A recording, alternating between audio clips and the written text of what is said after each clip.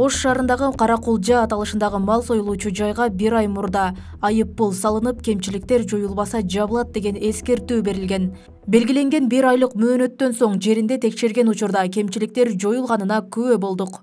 Как раз тери, калда кирген, иче карын кирген немелерди бөлдүрткүлө деген да. Биз ошону закрытый кылып, бөлдүртүп, айткан нерселерин бүт аткардык. Эми дагы кандай немелер болсо аткара беребиз. Ичкерде 3 малдыкы мындай электрондуу вариантта келген.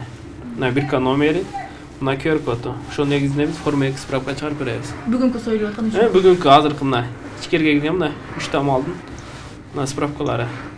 Ош шаарында жалпы 6 мал союлуучу жай болсо, алардын дээрлик баарына 7000 сом өлчөмүндө айыппул салынган. Мисалы Мониев көчөсүндө жайгашкан бул жайдын ишмердүүлүгү 1 айга токтотулган. Бүгүнкү күндө кемчиликтери жоюлуп, кайрадан ачылып иштей баштады. Плановый проверкадан бул мал союлуучу жайга штраф салынган 7,5 миң сом. Аны ошол кемчиликтерин жою боюнча. Андан тышкары дагы токтотулган. Баягы Нисахар деген передача боюнча дагы маалымат түшкөндүгүнөн токтотулуп, ошол кемчиликтер жоюлуп, бул чистый грязный зона деген эмелерге бөлүп түшүндүрүштөрүн жүргүздүк. Ал эми өлкө боюнча жалпы 93 мал союлуучу жай текшерилип, ветеринардык санитардык талаптарга ылайык келбегендиктен 25-нин иши 1 айга токтотулду. Ош шаардык ветеринардык кызматы мал союлуучу жайларды жума сайын тыкыр көзөмөлгө алууда.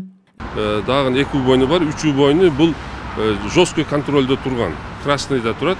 Красныйда тургандыгынан бул инспекторлор ар күнү текшерип, ушул көзөмөлдө, катуу көзөмөлдө турат. Азыр деле Красныйда турабыз. Азыр деле Красныйда, себеби бул убойнунун санитарный защитный зонасы сакталбайт эмес, себеби бул убойну мурда курулган, кийин жанына үйлөр курулуп кеткен. Бул жерде спорный маселе көп.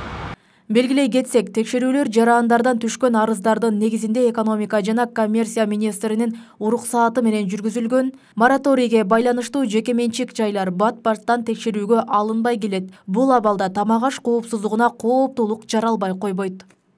Ал эми тамак аш коопсуздугуна келгенде булга моратория киргизүүнүн кереги жок деп ойлойм. Анткени азыр итегеле мындай грипптер пайда болуп ооруп турган убакта адамдарга тамак аш коопсуздугу боюнча